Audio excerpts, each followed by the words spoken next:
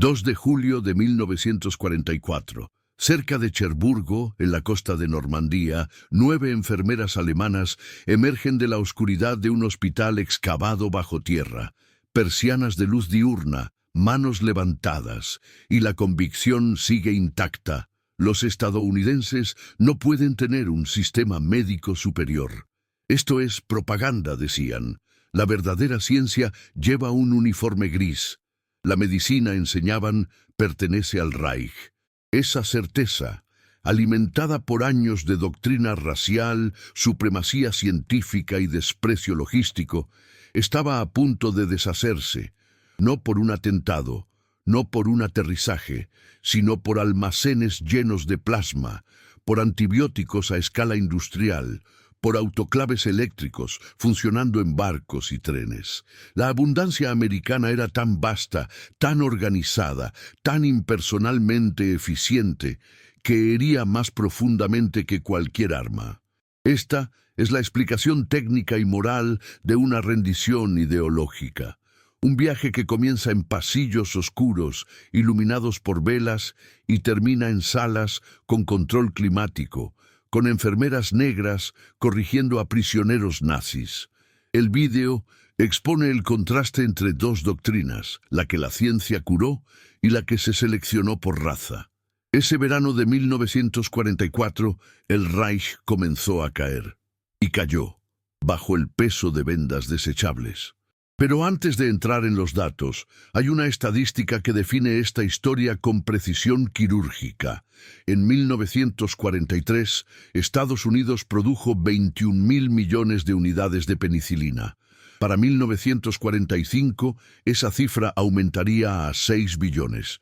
En el mismo periodo, las fuerzas alemanas seguían realizando transfusiones directas en el campo, hirviendo gasas para su reutilización y combatiendo infecciones con sal y esperanza.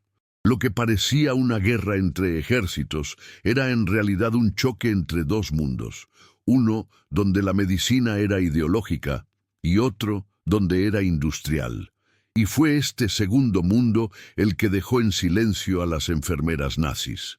Si valoras la historia real, contada con precisión, investigación y respeto, considera dejar tu me gusta y suscribirte.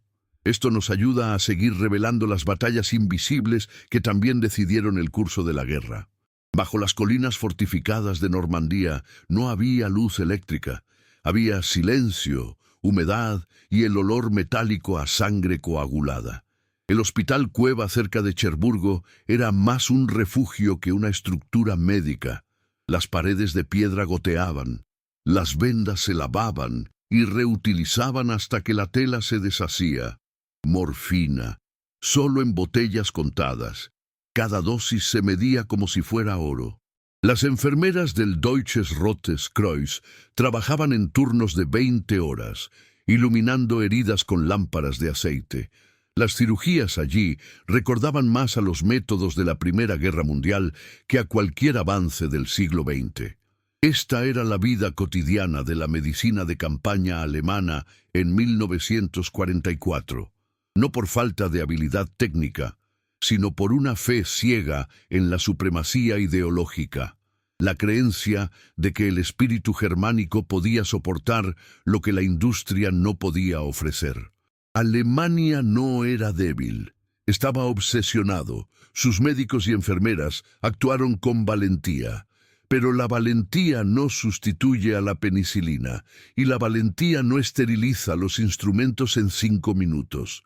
Mientras tanto, al otro lado del canal, en un solo día, el ejército estadounidense desembarcó toneladas de suministros médicos en las playas de Normandía, incluyendo más plasma que toda la reserva médica del Tercer Reich. En solo un mes de funcionamiento en Francia, los hospitales móviles estadounidenses usaron más gasas estériles de las que Alemania había importado durante todo 1943. La logística estadounidense no solo predecía batallas, predecía infecciones, calculó amputaciones, acumulaba medicinas incluso antes de saber dónde las necesitarían. Lo que las enfermeras nazis llamaron exageración ineficiente, resultó ser un ecosistema de respuesta médica imposible de igualar para cualquier potencia del eje. En Cherburgo, la estructura subterránea no permitía refrigeración. ¿Plasma? Imposible. La temperatura no regulada comprometía cualquier intento de conservación. Los estadounidenses, en cambio, trajeron unidades móviles con control térmico, empaquetadas en contenedores diseñados para resistir la arena, el calor y el tiempo. E incluso allí, en la resistencia francesa, las enfermeras alemanas seguían convencidas.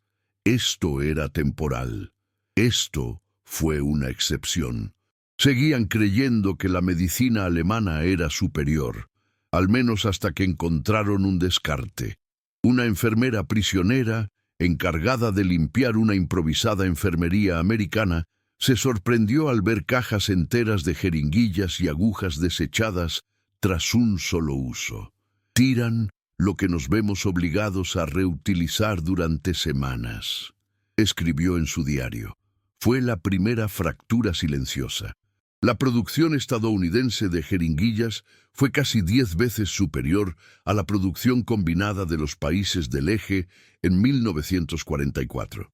Si este número te sorprende, escribe en los comentarios, gana la logística, porque allí, en el frío suelo de Normandía, la guerra empezó a girar no con granadas, sino con algodón estéril. Los prisioneros de DRK aún no lo sabían, pero estaban a punto de entrar en un hospital americano y ver por primera vez máquinas del tiempo que solo habían estudiado en libros.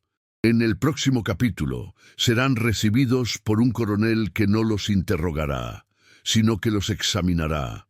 Y eso lo cambiará todo. En la Alemania nazi, una jeringuilla no era solo un instrumento médico, era una herramienta ideológica. Las enfermeras de la DRK, Deutsches Rotes Kreuz, no solo estaban formadas para salvar vidas, se les indicó decidir qué vidas valían la pena salvar. Desde los primeros años de formación, conceptos como Umbertes Leben o vida sin valor moldearon la práctica médica en el Tercer Reich. La medicina dejó de ser un campo científico neutral y empezó a servir a un proyecto racial. La curación era un acto político, y a menudo también negando el tratamiento.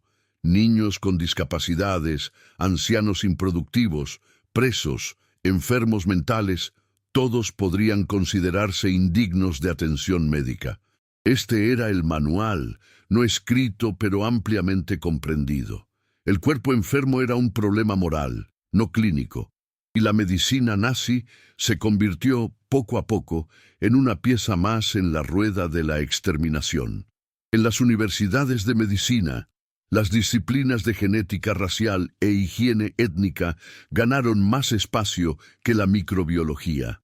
La enfermera ejemplar era la que obedecía sin cuestionar, la que no dudaba ante órdenes que contradecían cualquier código de ética. La lealtad al Führer sustituyó al juramento hipocrático. Bajo este sistema, las enfermeras eran formadas como ejecutoras técnicas de una ideología. Precisas, disciplinadas y profundamente convencidas de la misión civilizadora del Reich. Para ellos, la medicina estadounidense se veía como degenerada, corrupta, desorganizada, un reflejo de la mestización que tanto despreciaban. La propaganda nazi ridiculizaba a los médicos estadounidenses por ser ineficaces y emocionalmente frágiles, sujetos a una moralidad judeocristiana que impedía tomar decisiones difíciles. Un cartel de 1942 mostraba a un médico alemán vestido de blanco impecable, de pie ante un cirujano estadounidense sudoroso, con las manos temblorosas y una mirada insegura. El mensaje era claro: pureza curada, caos debilitado. Esta doctrina no era simbólica, estaba operativo.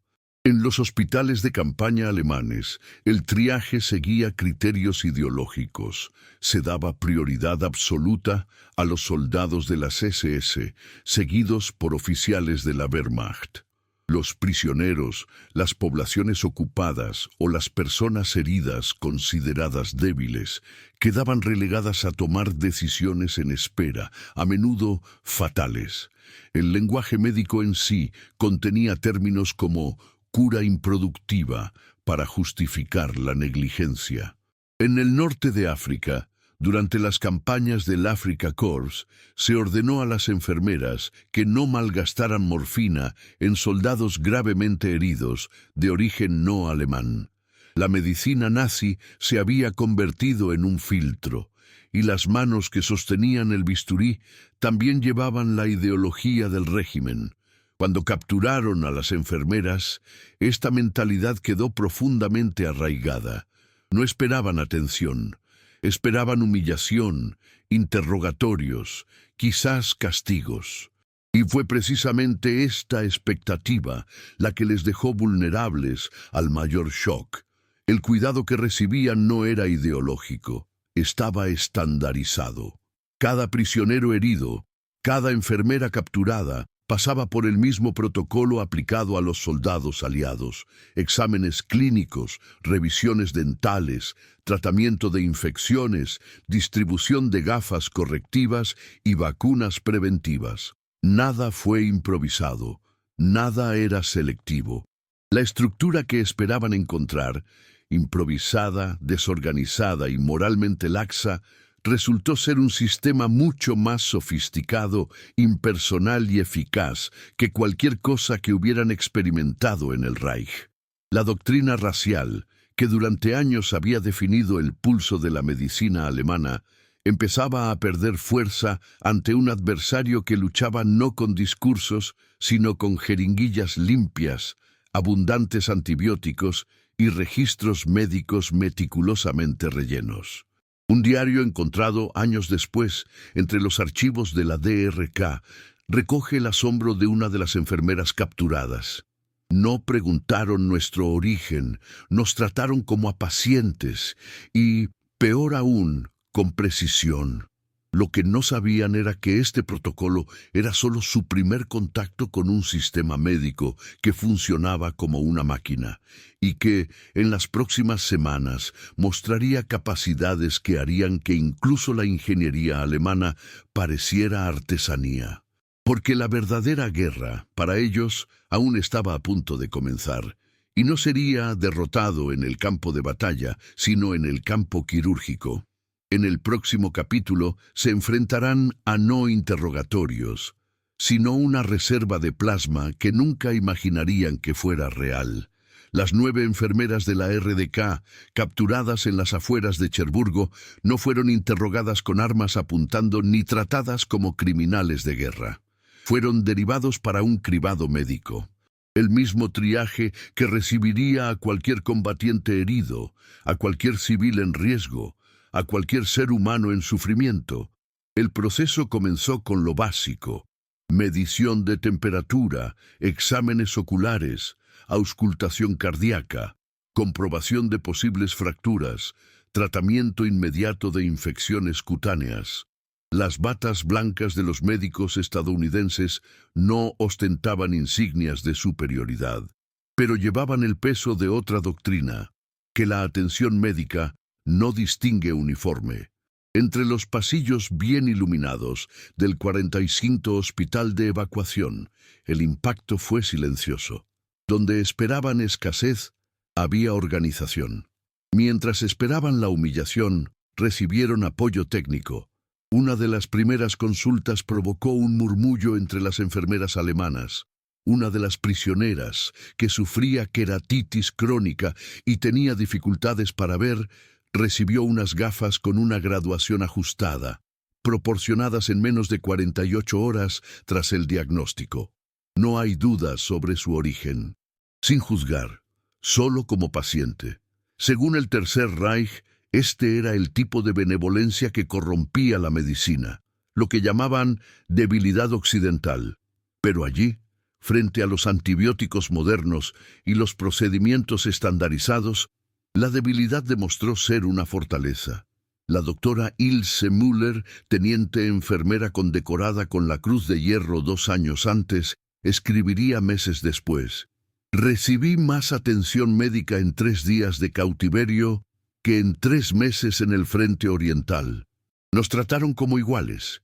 Lo que más nos confundió fue que no esperaban nada a cambio. No había necesidad de colaboración, ningún intento de adoctrinamiento político, solo un estándar sistemático de atención, aplicado incluso a quienes, hasta días antes, trataban al otro como subhumano. La medicina estadounidense, además de ser eficiente, era indiferente a la jerarquía de valor asignada por el Reich. Era impersonal en su cuidado y personal en dignidad.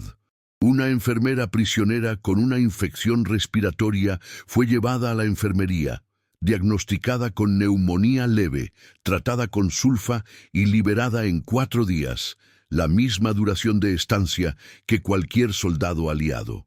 Mientras tanto, en hospitales de campaña alemanes, pacientes similares eran sometidos a descanso forzado y infusiones de hierbas. Antibióticos como la sulfanilamida, cada vez más escasos, se reservaban para los oficiales. En los campos americanos, la lógica era diferente. Quien necesitara primero, recibía primero. No importaba el idioma, la insignia o el pasado. Para 1944, Estados Unidos había formado a más de 300.000 profesionales sanitarios militares, incluidos médicos, enfermeros, farmacéuticos y técnicos. Todo bajo el mismo código. El primero en importar, independientemente de quién. El impacto psicológico fue fulminante. El colapso emocional no venía de insultos, sino de la ausencia de ellos. No vino de la fuerza, sino del silencio. En la formación nazi, el dolor enemigo se veía como prueba de superioridad. En el cautiverio estadounidense, el sufrimiento era solo un hecho clínico que debía resolverse. Para las enfermeras de DRK, la brecha no era solo de lógica médica, se trataba de identidad. Los hombres, a los que habían aprendido a odiar, les trataban con más respeto clínico que muchos oficiales alemanes. No faltó. No hubo burlas. Había vacuna contra el tifus, comida fresca y exámenes ginecológicos preventivos. Algunos incluso recibieron tratamiento dental completo, algo que ni siquiera era habitual para los civiles alemanes durante los últimos años de la guerra. La herida más grande era moral, la fractura interna, irreversible, porque lo que el Reich llamaba medicina débil sanaba más. En el informe interno de la Cruz Roja de 1945, una nota del mayor médico Richard P. Johnson registraba: nos miraban como si estuviéramos mintiendo, como si ocuparse de enemigos fuera un acto de manipulación, pero la única estrategia era cumplir con el protocolo.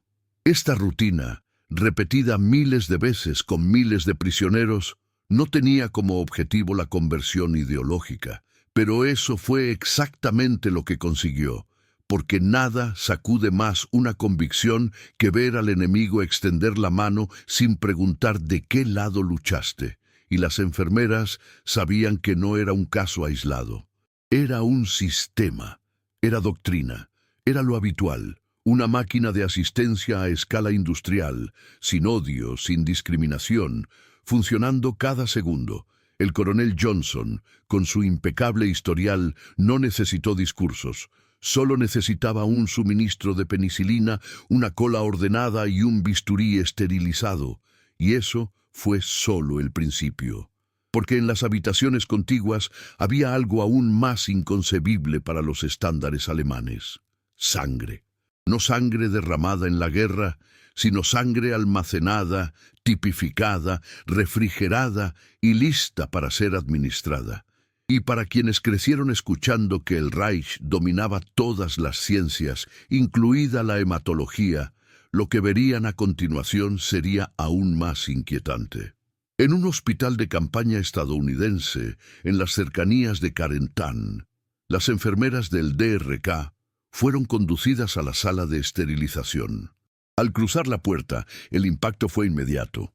En lugar de los tradicionales calderos de vapor, usados en el frente alemán desde la Primera Guerra Mundial, vieron autoclaves eléctricos, funcionando en ciclos programables, capaces de esterilizar instrumentos quirúrgicos en menos de 10 minutos.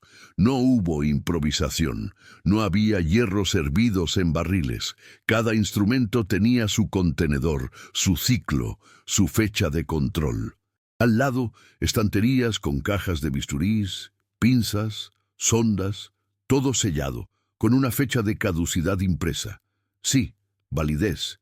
El Reich, en el mismo periodo, reutilizó hojas durante semanas y en los campos africanos incluso improvisó cuchillas con metales locales.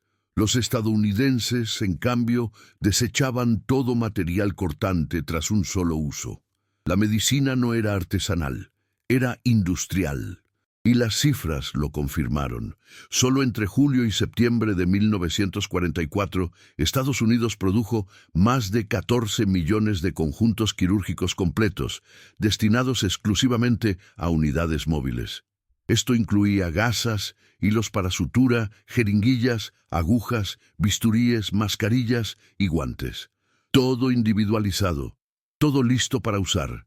Alemania, en cambio, ni siquiera podía suministrar sus propios hospitales fijos, y mucho menos improvisar kits para tropas móviles.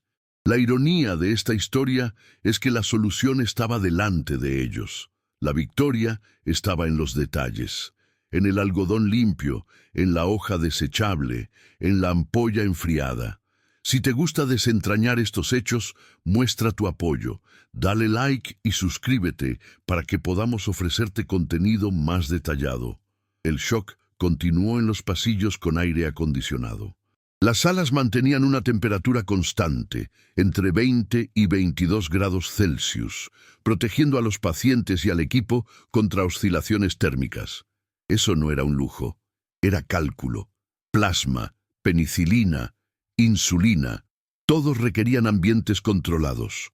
La tecnología de refrigeración, aplicada a escala militar, permitía almacenar medicamentos durante semanas. Las tropas alemanas, incluso en hospitales centrales, sufrieron pérdidas constantes de medicamentos debido a la contaminación térmica. El sistema de suministro estadounidense funcionaba como una línea de producción continua. Cada hospital de campaña recibía semanalmente un reemplazo con un margen de seguridad del 20%. Esto significaba que, incluso sin pronósticos de combate, las unidades médicas ya estaban abastecidos para lo peor. Cada caja estaba catalogada por código, lote, fecha y destino. La guerra médica estadounidense era, en efecto, un sistema de distribución avanzada, una logística de salvación. Y esto se extendió más allá de los hospitales. Los barcos Liberty transportaban hospitales flotantes con más de 1000 camas. Cada buque transportaba 4 quirófanos completos, lavandería automatizada, su propia planta de oxígeno y reservas refrigeradas de medicamentos y alimentos. Los alemanes, que aún improvisaban quirófanos en tiendas con iluminación de queroseno, nunca imaginaron que el enemigo navegaba con hospitales autónomos en alta mar. Un informe de octubre de 1944 de la DRK llevaba una frase que resumía el asombro. Tienen hospitales del tamaño de nuestras ciudades. Y también estaban los trenes, vagones adaptados con camas articuladas, raíles de suero intravenoso, sistemas de ventilación y carros móviles de anestesia. Médicos y enfermeros se turnaban para operar a los pacientes en movimiento con precisión milimétrica. En medio de la guerra, Estados Unidos había creado una red de hospitales móviles que se movían con la línea del frente y trataban a miles sin depender de estructuras fijas. Era la medicina en marcha. El Reich actuaba en retraso. Sus heridos a menudo esperaban días para ser evacuados.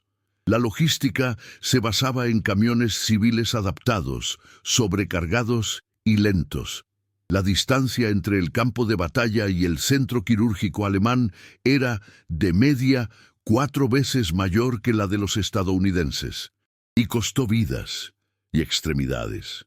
Las tasas de amputaciones evitables entre los alemanes eran un 38% superiores a las de los soldados aliados. La diferencia no era solo clínica, era estructural, era industrial, era estratégico. El Reich seguía creyendo que el valor vencía a la tecnología, pero el valor no regenera tejidos, no combate la septicemia y desde luego no reemplaza al plasma. Un cirujano estadounidense de la 12ª Unidad Médica lo resumió en un informe. Nuestros heridos tienen fe en la retaguardia, saben que hay un hospital esperándoles, donde quiera que estén. Esta confianza era invisible en los mapas tácticos, pero decisiva en la moral de combate. Y para las enfermeras de la RDK, entrenadas bajo la creencia de la superioridad alemana, este fue el golpe más duro de asimilar. El enemigo no solo se curó mejor, curó más rápido, se curaba en cualquier sitio. Para 1944, el sistema estadounidense realizaba más de 18.000 cirugías de evacuación al mes, más que el número total de procedimientos quirúrgicos realizados por toda la Luftwaffe en el mismo periodo. Y eso fue solo el principio, porque entre los pasillos fríos y ordenados de las unidades móviles verían algo aún más impresionante: la ciencia de la sangre, no solo como fluido, sino como tecnología, una tecnología que lo cambiaría todo. La primera vez que las enfermeras alemanas vieron una unidad de plasma estadounidense siendo extraída de un recipiente refrigerado, hubo un silencio absoluto. En el frente del Reich, la sangre era un recurso escaso, volátil y peligroso. Las transfusiones se realizaban con mayor frecuencia directamente, brazo con brazo, entre donantes vivos y pacientes en estado crítico. Las muertes por shock hemolítico eran comunes, a menudo inevitables. Tipificación sanguínea lo hacía con prisa cuando era posible. Compatibilidad cruzada, un lujo fuera de la realidad operativa.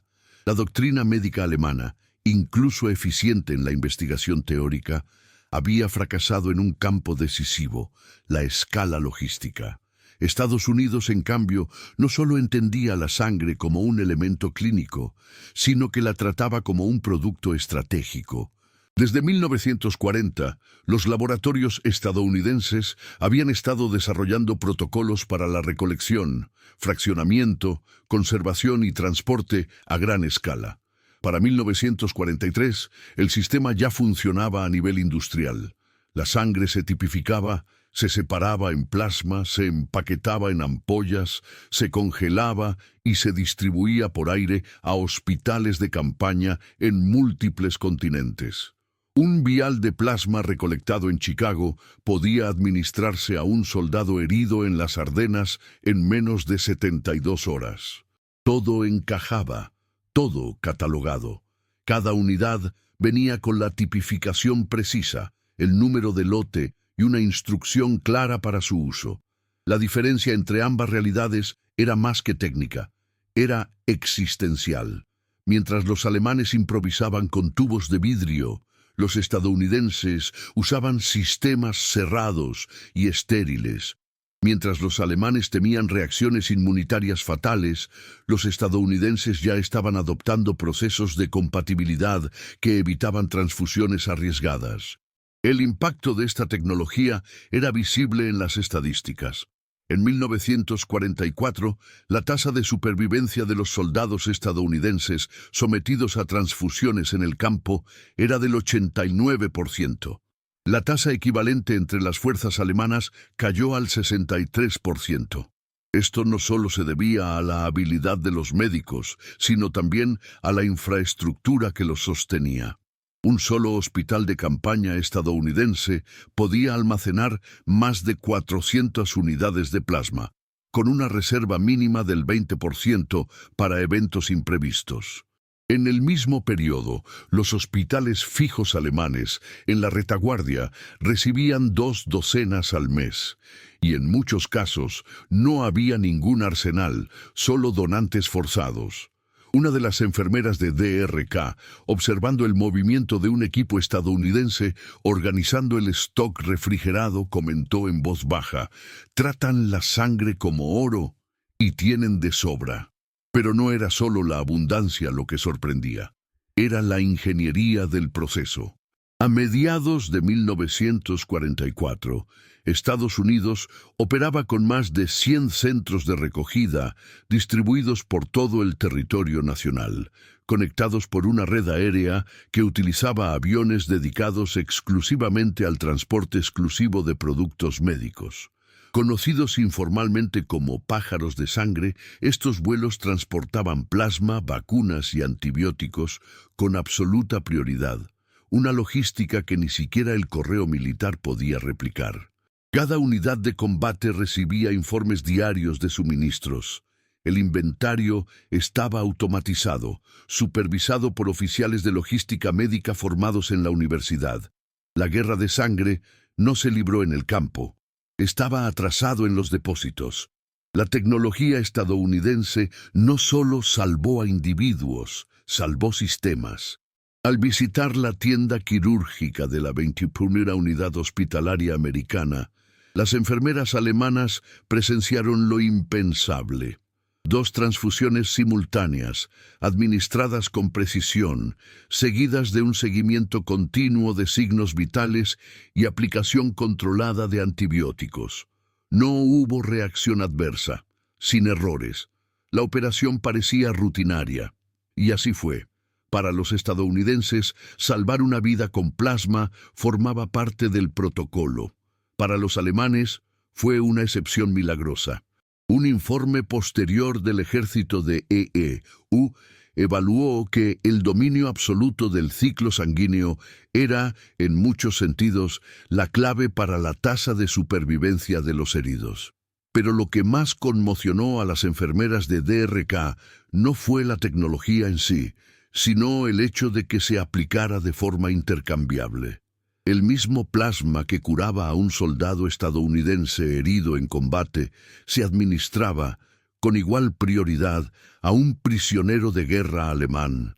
El sistema no reconocía la ideología, reconoció la necesidad clínica.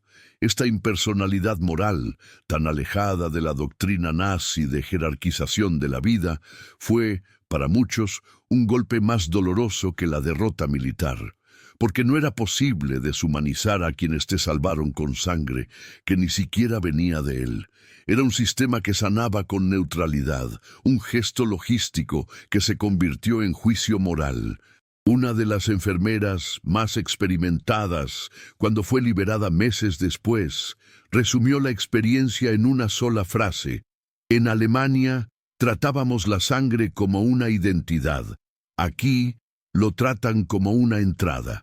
Lo que estas mujeres aún no sabían era que el sistema estadounidense no se limitaba a las transfusiones. En el ala contigua funcionaba la farmacia del hospital. Y ahí residía el siguiente shock: un antibiótico que aún era solo un rumor en el frente alemán, pero que en Estados Unidos ya se estaba produciendo por billones. La penicilina estaba a punto de entrar en escena, y con ello, la medicina alemana perdería más que la guerra. Perdería el monopolio de la ciencia. En el campamento Florence, Arizona, el ala P fue asignada para albergar prisioneros de guerra alemanes de la campaña del norte de África. Entre los pasillos estériles y las camas impecablemente organizadas, un detalle pasó desapercibido a primera vista, pero no a la segunda. Los profesionales de enfermería responsables de administrar medicamentos, supervisar procedimientos y corregir conductas, todos eran afroamericanos, mujeres negras, con excelente formación técnica, con postura firme y voz calmada, que interpretaban cada gesto con precisión clínica y autoridad profesional. Para las enfermeras de la DRK, a las que se les había enseñado desde la formación básica que los negros eran biológicamente inferiores e intelectualmente incapaces, el impacto fue ideológico. La doctrina racial que sostenía la identidad del Tercer Reich encontró allí su punto de colapso. porque ya no era una teoría cuestionable, sino una práctica visible, irrefutable y silenciosa. La técnica de punción intravenosa demostrada por una enfermera afroamericana era más precisa que la de la mayoría de los prisioneros alemanes. Los informes de enfermería se redactaban con precisión y los parámetros clínicos se actualizaban según protocolos que las enfermeras del Reich ni siquiera conocían. La inversión fue absoluta. Lo que habían ridiculizado, la mezcla de personas, la supuesta degeneración moral de los aliados, ahora se presentaba ante ellos como un estándar técnico y humano. La ironía no podía ignorarse. Eran enfermeras negras, segregadas dentro del propio ejército de los Estados Unidos, que ahora estaban autorizadas a corregir, supervisar y, en última instancia, enseñar a las mujeres que representaban la cima de la ingeniería racial nazi. Esto no fue una decisión política, era una necesidad técnica. Porque en el campo de la enfermería de guerra, los afroamericanos estaban entre los más preparados, especialmente para trabajar con prisioneros de guerra, un papel que las regulaciones militares, marcadas por el racismo institucional estadounidense, evitaban asignar a profesionales blancos.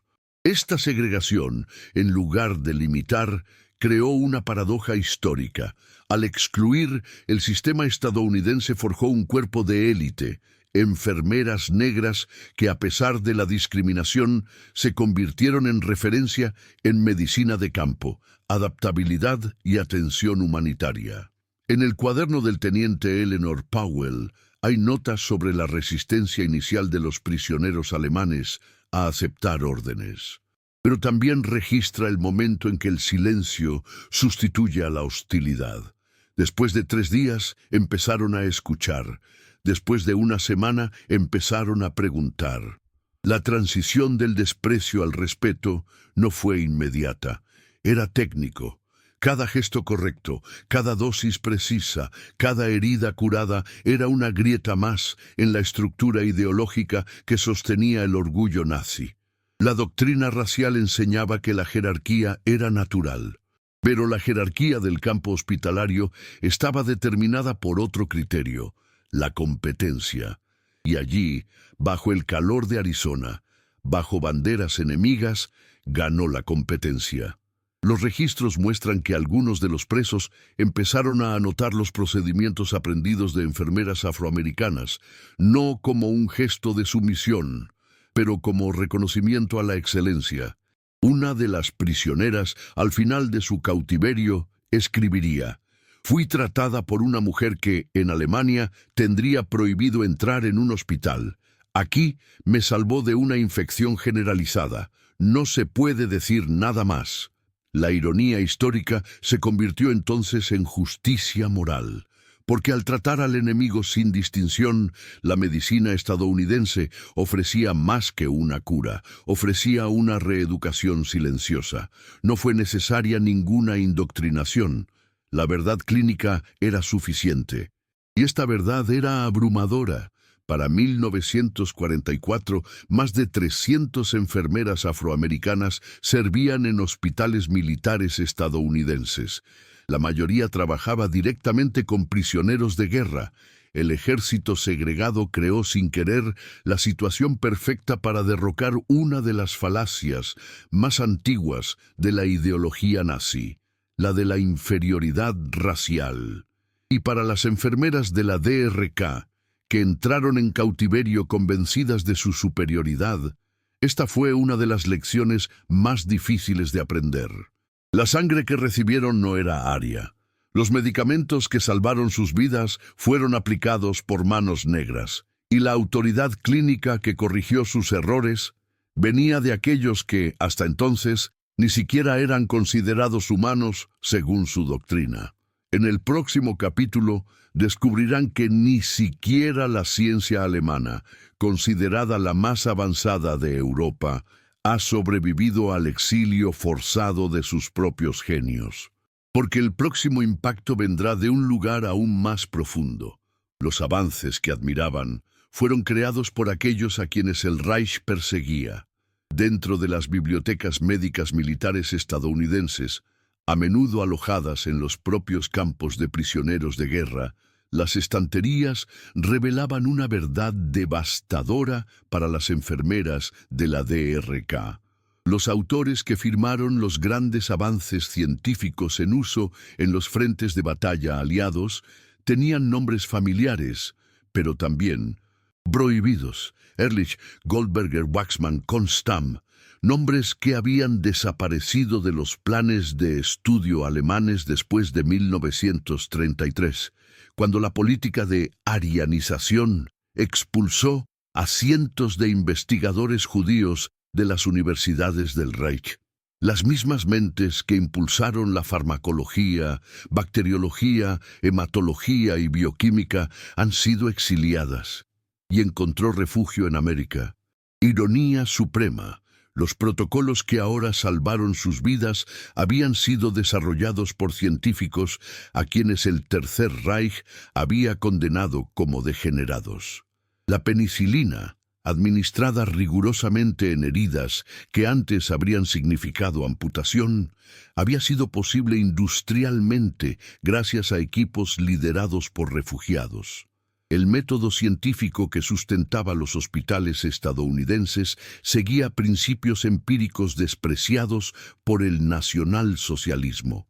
La realidad, ahora inevitable, era que la medicina que habían aprendido a despreciar por contaminada era, de hecho, la medicina que curaba, con eficacia, ética y previsibilidad. Al acceder a los manuales técnicos, los prisioneros encontraron algo aún más inquietante: traducciones al alemán de obras que habían sido quemadas en plazas públicas de Berlín, libros de anatomía con prefacios firmados por judíos, artículos sobre control de infecciones coescritos por científicos comunistas y liberales. Los fundamentos clínicos usados en las plantas americanas procedían exactamente de las fuentes que la ideología nazi había extirpado. Lo que el Reich calificó como ciencia corrupta sustentaba el mayor sistema médico-militar jamás reunido en un conflicto armado. Una de las enfermeras señaló en un informe interno: no fuimos derrotados solo por las armas, fuimos derrotados por ideas que nos enseñaron a destruir. Ese fue el impacto más profundo, porque no fue una humillación física, fue la implosión de un pilar de identidad. La medicina nazi se enorgullecía de su pureza racial, de su conexión con la tierra, con la sangre, con la herencia, pero en los pasillos de los hospitales de campaña estadounidenses, la medicina resultó universal, interdisciplinar y, quizás lo más sorprendente, eficaz. En 1933, más de 1.600 profesores universitarios fueron despedidos de Alemania por motivos raciales o ideológicos. De ellos, alrededor del 25% estaban en el ámbito médico. Muchos se exiliaron en Estados Unidos. En los años venideros, sus contribuciones elevarían los estándares de la ciencia estadounidense a alturas inalcanzables por cualquier otro país en guerra.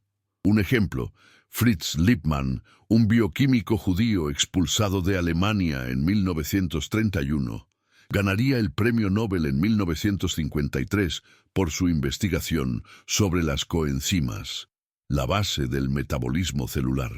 Pero sus contribuciones ya habían sido utilizadas por el ejército estadounidense años antes.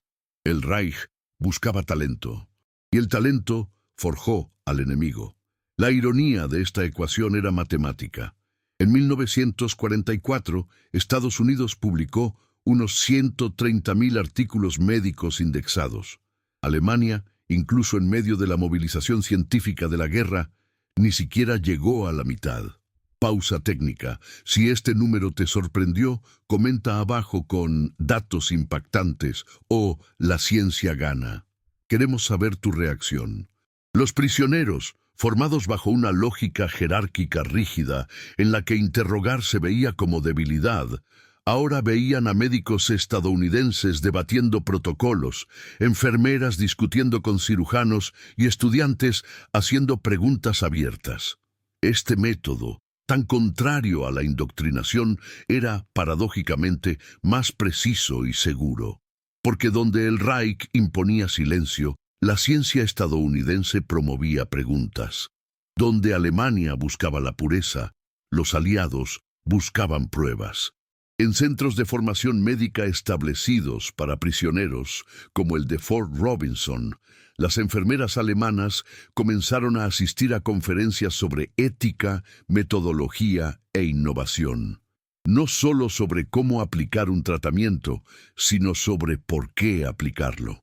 Uno de estos cursos, centrado en epidemias en zonas de combate, citaba estudios realizados por investigadores exiliados de Alemania en 1934. Uno de los presos supuestamente confesó: «Estudiamos como si nunca hubiéramos estudiado antes. Por primera vez, pudimos pensar sin miedo. Era la libertad intelectual aplicada a la medicina, y eso, más que cualquier antibiótico, disolvió la creencia en la superioridad nazi, porque no era solo contenido nuevo, era una nueva forma de construir conocimiento. Y no obedecía los límites ideológicos. El derrumbe fue silencioso pero total. Con cada página leída, cada nombre redescubierto, cada procedimiento replicado que contradecía los dogmas de pureza y raza, una condena se deshacía. Y lo que quedaba era una verdad incómoda. La ciencia que habían aprendido a rechazar era el único que funcionaba. En el siguiente capítulo descubrirán que esta ciencia no se limitaba al papel ni al bisturí.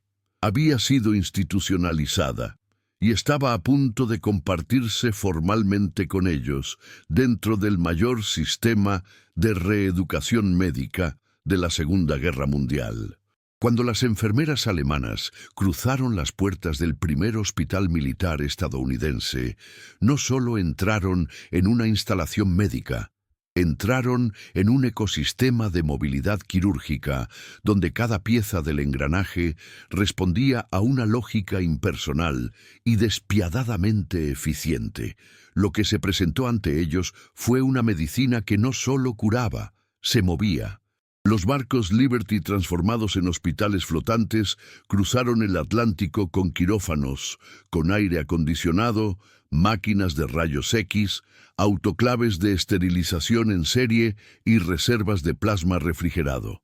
Las enfermeras, acostumbradas a improvisar con restos de compresa hervida en latas de sopa, observaron cajas y más cajas con etiquetas precisas, fechas de caducidad e instrucciones de aplicación.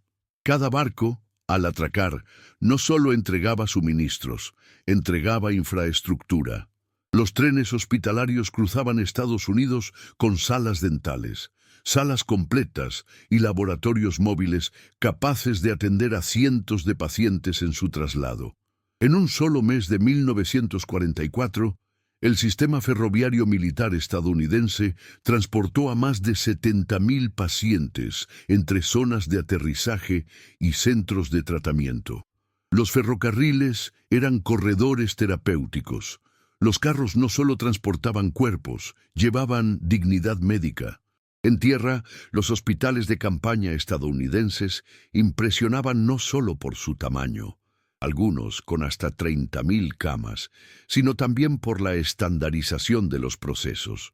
Toda la unidad operaba bajo protocolos replicables, desde el cribado hasta la recuperación, desde la esterilización hasta la distribución de medicamentos.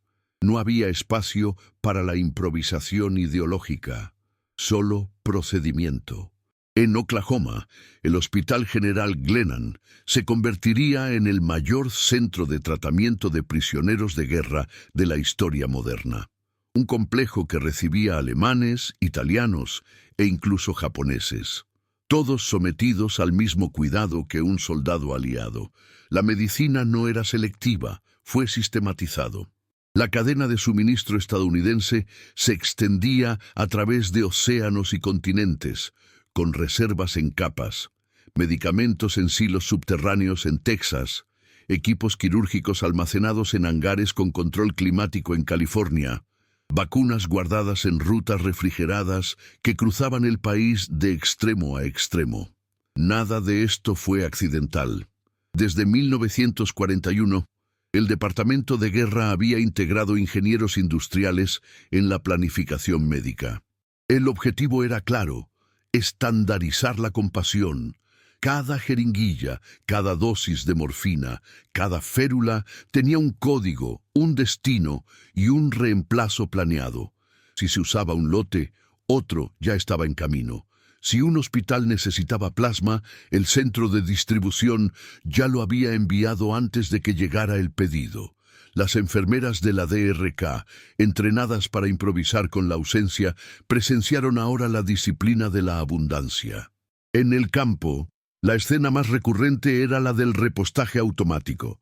Las salas nunca vaciadas, las neveras siempre llenas, las salas de esterilización funcionando sin interrupciones.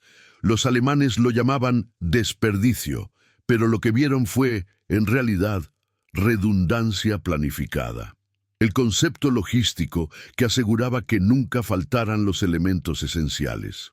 Uno de los comandantes estadounidenses en Alabama, al explicar el sistema, lo resumió: no se trata de lujo, se trata de previsibilidad.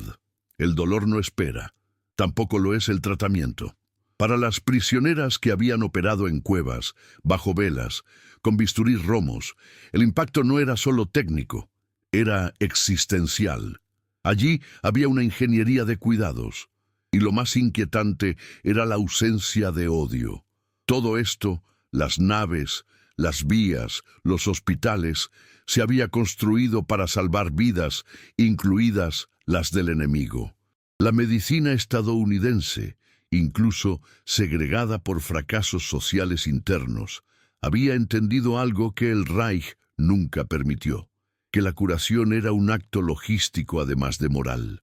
En informes internos de 1945, algunas de estas enfermeras informaron que el mayor impacto no fue lo que tuvieron los estadounidenses, sino el hecho de que lo construyeron todo, no para impresionar, sino para trabajar. Era una medicina sin espectáculo, sin consignas, sin juramentos al Führer, solo métricas, eficacia, resultados. Una medicina que caminaba, volaba y navegaba porque no podía detenerse.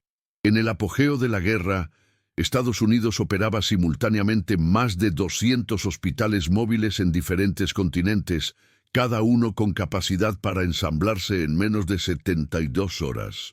Un sistema donde, literalmente, la salvación se empaquetaba, se despachaba y se entregaba. Y para las enfermeras que salieron de la cueva de Cherburgo, creyendo en la superioridad moral del Reich, ya no había forma de sostener la mentira. En el próximo capítulo descubrirán que este sistema también enseñaba, y que estaban a punto de pasar por un proceso de reeducación médica que transformaría sus creencias, prácticas e identidad profesional.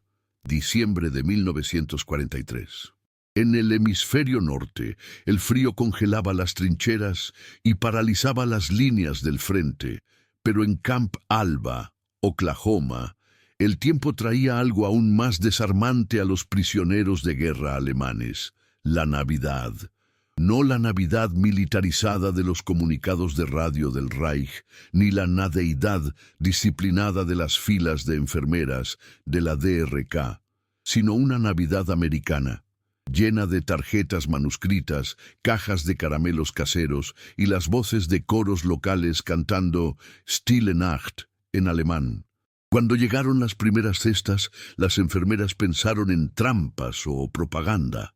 Dentro de cada uno encontraron jabones perfumados, barras de chocolate, sobres de café, guantes de lana, libros en alemán, lápices, espejos de bolsillo. En algunos casos, pasteles con apellidos desconocidos escritos en las etiquetas. De los Johnson, San Luis.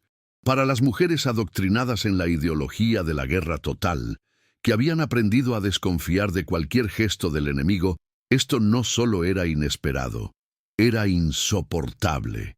En los pasillos del campamento, los Boy Scouts estadounidenses repartían tarjetas hechas a mano a niños que apenas sabían dónde estaba Alemania.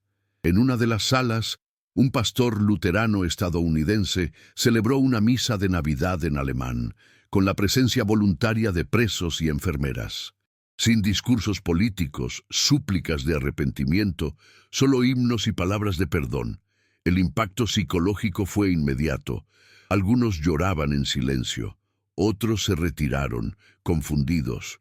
Una anotó en su diario: «No nos deben nada. ¿Por qué hacen eso?». La respuesta residía en un valor que la propaganda nazi nunca pudo comprender: la caridad sin agenda. Los estadounidenses podían ganar, podían juzgar, podían ignorar. En cambio, eligieron preocuparse. Fue más que una ruptura de expectativas, fue una implosión emocional. En Alemania, la Navidad de 1943 marcó una escasez total. En muchas regiones, el pan se distribuía por cupones y la mantequilla se sustituía por grasa animal reutilizada. Mientras tanto, en un campo de prisioneros en el corazón de Estados Unidos, a mujeres del ejército enemigo se les entregó jamón ahumado, tartas de manzana, jabones de lavanda y libros de oración.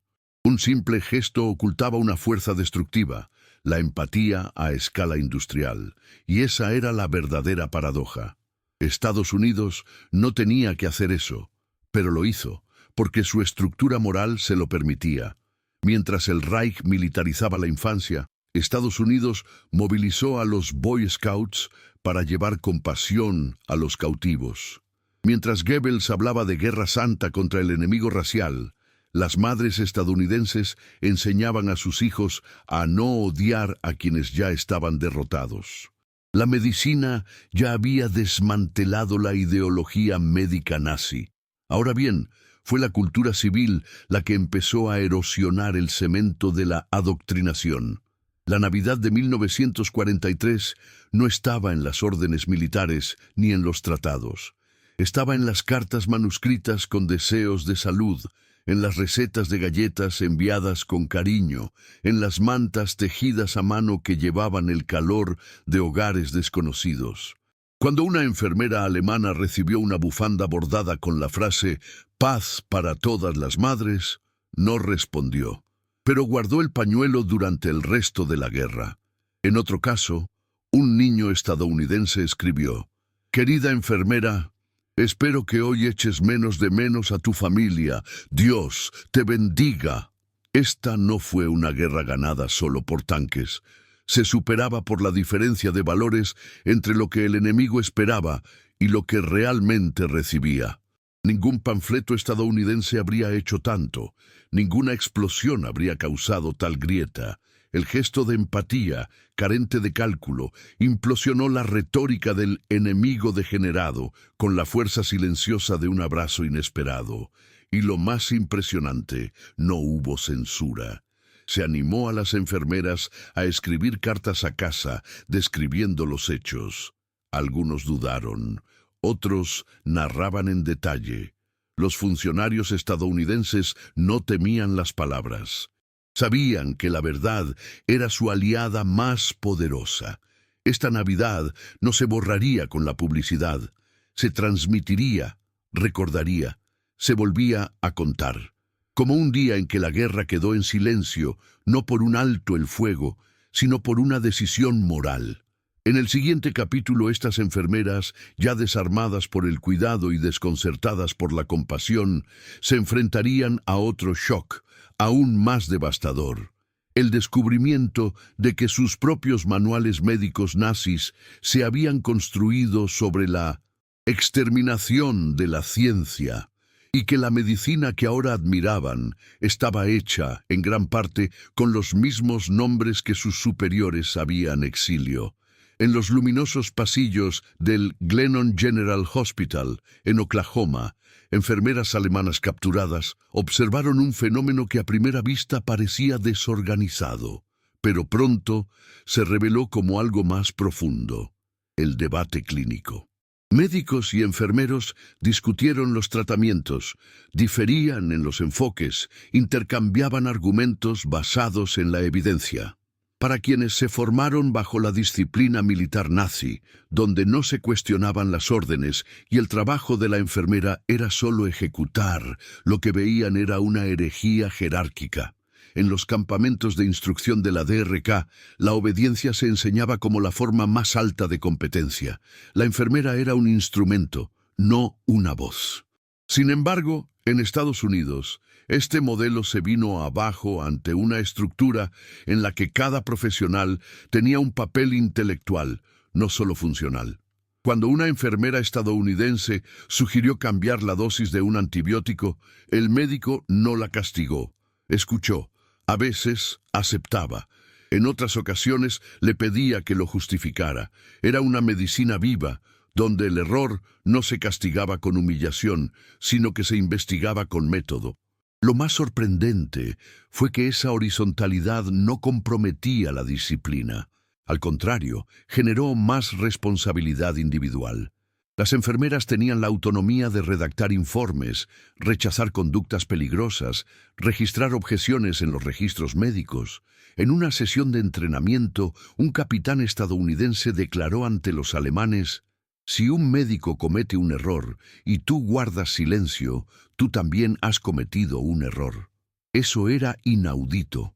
En Alemania, guardar silencio era seguridad. En Estados Unidos fue una omisión. El sistema estadounidense fomentaba el cuestionamiento, no como un desafío, sino como parte del proceso clínico. Los resultados aparecieron en los indicadores. La tasa de infección en los hospitales militares estadounidenses era significativamente menor que en las unidades alemanas, incluso en estructuras improvisadas. ¿La razón? Protocolos revisados por equipos multidisciplinares. Sugerencias de enfermeros, farmacéuticos, técnicos. El conocimiento no se limitaba al rango. Se distribuía como plasma, con precisión y responsabilidad. Algunas enfermeras alemanas empezaron poco a poco a imitar este comportamiento. Primero con vacilación, luego con convicción. Preguntaron por medicamentos. Cuestionaron usos que antes aceptaban sin pensar. En un informe, otro escribió: «Nunca pensé que tendría derecho a discrepar para salvar una vida». La revolución no estaba en el equipo, era algo cultural. Y esto también se reflejaba en la documentación.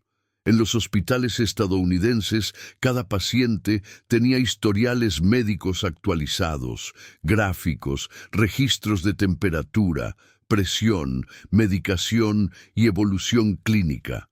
Se formó a las enfermeras para escribir observaciones subjetivas y tomar decisiones basadas en señales tempranas. No solo seguían órdenes, evitaban errores. El modelo de enfermería se basaba en la rendición de cuentas y esto requería formación continua. Lo que llevó al siguiente avance. Los hospitales ofrecían cursos semanales, debates de casos y acceso a bibliotecas. Las enfermeras participaron en simulaciones, aprendieron nuevas técnicas y revisaron errores clínicos como oportunidades de aprendizaje. Era un ciclo de mejora constante. Este entorno profesional no solo era más eficiente, era más humano. El error no fue castigado con castigo colectivo ni con nota disciplinaria. Se investigó con ciencia. La ética médica no se basaba en el miedo, sino en el compromiso. Y, irónicamente, esta estructura descentralizada, esta democracia dentro de los distritos, produjo más resultados que el orden vertical e inflexible del modelo nazi. En los registros, un médico alemán, también prisionero, afirmó: «En Alemania se teme a un médico. Aquí se le pone a prueba. Y curiosamente, eso lo hace mejor». El modelo sanitario estadounidense demostró que el respeto no era sinónimo de silencio. Se basaba en la competencia demostrada, en los datos, en la responsabilidad compartida. Y eso marcó la diferencia no solo en la eficiencia, sino también en la moral del equipo. La jerarquía estadounidense no fue abolida, pero funcionaba, un modelo en el que cada voz bien fundada tuviera espacio. Esto reconfiguró gradualmente la identidad profesional de las enfermeras alemanas. Ya no necesitaban ser solo brazos de una ideología. Podrían ser las mentes de un sistema. En el campamento de Florence, Arizona, una enfermera afroamericana, la teniente Eleyanena Powell, realizó una sesión de corrección de procedimientos con enfermeras alemanas a su alrededor. Corrigió con precisión, citando referencias, explicando por qué. Sin amenazas, sin humillaciones, solo competencia. Cuando terminó, uno de los prisioneros se acercó y preguntó: ¿Dónde aprendiste todo esto? Powell respondió: estudiando, interrogatorio, cometer errores y aprender. Esa era la verdadera arma de América. Un sistema que no tenía que ser perfecto, porque siempre estaba dispuesto a mejorar. Una estructura abierta al error y a la revisión era, en la práctica, invulnerable al estancamiento. Y los prisioneros se dieron cuenta de esto. Cada día veían que su antigua profesión, construida sobre el silencio y la ejecución, estaba siendo reemplazada por una nueva, basada en el pensamiento crítico y la ciencia aplicada. El efecto no fue inmediato, pero sí irreversible, como confesaría una de las enfermeras capturadas años después. La primera vez que discrepé de un médico fue en cautiverio. La primera vez que me oyeron, también. En el siguiente capítulo, estos profesionales, ahora intelectualmente inquietos, se verían conducidos a un enfrentamiento que ninguna estadística podría suavizar. El momento en que descubrirían, en los libros de texto estadounidenses, la firma científica de los mismos judíos a quienes su régimen había expulsado. El colapso dejaría de ser técnico, se volvería existencial. En los pabellones del Fuerte Robinson, la rutina de las enfermeras alemanas capturadas había dejado de ser solo cuidado. Por primera vez desde su rendición, estaban oficialmente inscritos en algo impensable, un programa de educación médica en suelo enemigo, no como propaganda, sino como política institucional. El ejército estadounidense, anticipando que muchos de estos presos serían reintegrados en la sociedad tras el conflicto, decidió que los presos profesionales, especialmente médicos y enfermeros, debían abandonar los campos mejor de lo que entraban. Y allí, dentro de los muros del cautiverio, nació una universidad improvisada. Las clases no se limitaban a anatomía o farmacología. Incluían ética médica, historia de la medicina, derecho sanitario, epidemiología, psicología del trauma, nutrición clínica y, quizás de forma más simbólica, derechos del paciente. En un auditorio adaptado, enfermeras estadounidenses y médicos invitados impartieron conferencias sobre consentimiento, protocolos de notificación familiar e incluso limitaciones de la intervención clínica. Eso era más que técnica, era una reconstrucción moral.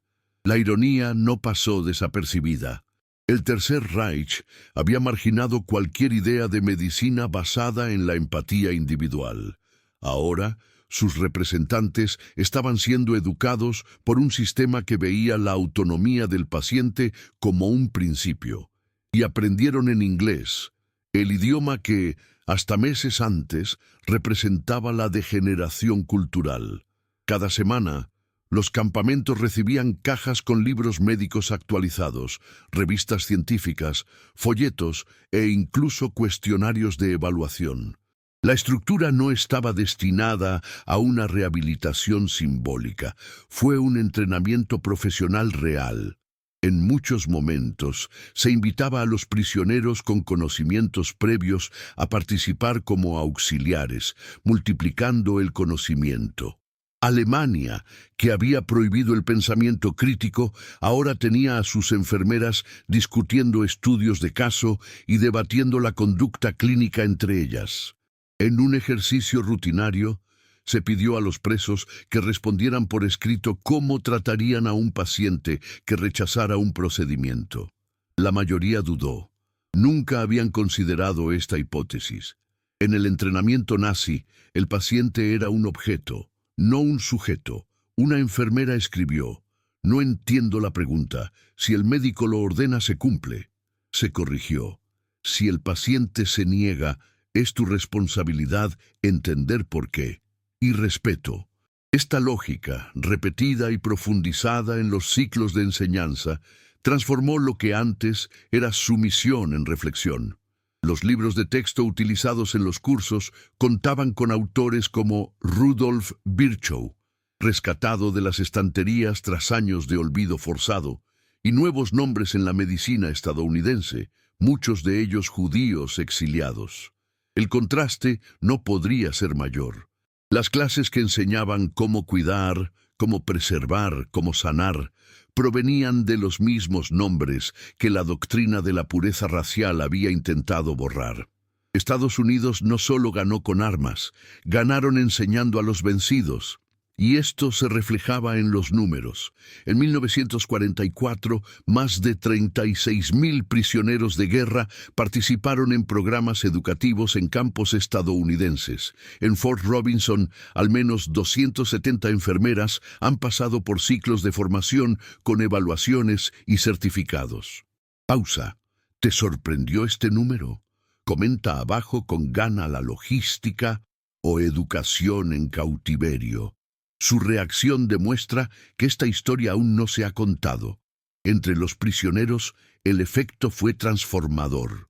Algunos informaron en entrevistas de posguerra que nunca se les había animado a pensar, solo a cumplir. Otros dijeron que fue en esa cautividad cuando sintieron por primera vez que podían ser profesionales con juicio clínico, no solo herramientas. El campo ya no es una prisión. Se convirtió en un laboratorio. Con cada nuevo concepto asimilado, la antigua doctrina se derrumbaba. La medicina basada en la raza, la obediencia y el silencio estaba siendo reemplazada página a página por medicina basada en datos, empatía y responsabilidad compartida. No hubo lavado de cerebro, había acceso a la ciencia y, sobre todo, la duda. Porque dudar en ese entorno no era traición, era inteligencia, y esa fue la mayor ruptura, el cautiverio que enseñaba la libertad intelectual. Algunas enfermeras estadounidenses incluso propusieron intercambios con los presos, intercambiando técnicas y revisando juntos casos clínicos. Y, en muchos momentos, encontraron allí profesionales capaces, solo prisioneros por la ideología. Un informe interno del ejército afirmaba: no entrenamos enemigos, formamos a futuros aliados de la reconstrucción. Y eso fue exactamente lo que ocurrió. Tras la guerra, decenas de estas enfermeras llevaron las lecciones adquiridas en cautiverio a Alemania Occidental. Reformarían los planes de estudio, corregirían las prácticas, reconstruirían la confianza de la población en una medicina que durante años había sido cómplice de la barbarie. El legado de esas clases no está solo en los libros. Está en las políticas de salud pública alemanas de posguerra, en los nuevos códigos de conducta médica y en los protocolos de derechos del paciente que surgirían a partir de los años 50. La reeducación en cautiverio no era un gesto simbólico, era una política de victoria moral. En el siguiente capítulo, estas enfermeras se enfrentarían a la estadística más insoportable de todas: la producción médica de Estados Unidos en medio de la guerra. No como comparación, sino como una humillación estratégica, un número que ninguna doctrina podía relativizar. Para alguien que había pasado años racionando la morfina como si fuera un recurso extinto, Cada paso dentro de la enfermería americana era una afrenta a la lógica de la escasez. Los prisioneros alemanes veían jeringuillas desechadas tras un solo uso, no por falta de capacidad de esterilización, sino por el protocolo. Las agujas no se hervían, ni se limaban ni se reutilizaban hasta romperse, como ocurría en el frente oriental. Fueron descartados. Allí, una vez utilizados, representaban un riesgo, no una economía. Vendajes de algodón, gasas, cortinas, batas, todo de un solo uso. Una enfermera de DRK observó incrédula cómo una cesta con decenas de instrumentos desechables era llevada a la basura. Preguntó, en un inglés vacilante, por qué no se reutilizaban. La respuesta fue sencilla: porque así podemos salvar más vidas. Y ella lo entendía. Eso no era un desperdicio, era un lujo estratégico. Estados Unidos podía permitirse desperdiciar para no desperdiciar vidas. Y eso, paradójicamente, no representaba arrogancia, representaba responsabilidad a escala industrial. Los prisioneros empezaron a darse cuenta de que incluso las medicinas seguían esta lógica. En una inspección rutinaria, observaron a las enfermeras estadounidenses revisando rigurosamente las fechas de caducidad. Las ampollas que habían caducado, incluso durante días, fueron recogidas y dejadas inutilizadas. Se intercambiaron alimentos con fecha de caducidad. En el campo, la norma era clara: no se daba nada al paciente si no estaba en condiciones ideales. La vida del prisionero, el aliado, el civil herido, valía lo mismo. En Alemania, estas decisiones se tomaban con otro gobernante, el gobernante de lo que aún podía usarse. Aquí era el gobernante de lo que era lo mejor posible. El impacto psicológico de esto fue devastador. Las enfermeras que habían crecido bajo el orgullo técnico de la medicina alemana se dieron cuenta de que habían sido engañadas, no solo en ideología, sino en la práctica. La medicina estadounidense ya no era cuidadosa, era más rica, más coordinado, más preparados y por tanto más ético. El exceso se convirtió en una forma de justicia. Estados Unidos no sanó porque fuera bueno, sanó porque había construido una máquina que evitaba que fuera malo. En una sala de Fort McClellan, una enfermera alemana pidió que mantuvieran vendas limpias sin usar tras un procedimiento. La respuesta del supervisor estadounidense fue una negación serena. Si se exponen, dejarán de ser estériles. No merece la pena el riesgo. Y fue allí donde el alemán lo entendió. Lo que para ella era desperdicio, para los estadounidenses era prevención. Y esta prevención era posible porque había una fábrica detrás de cada hospital, un tren detrás de cada fábrica, un barco detrás de cada tren.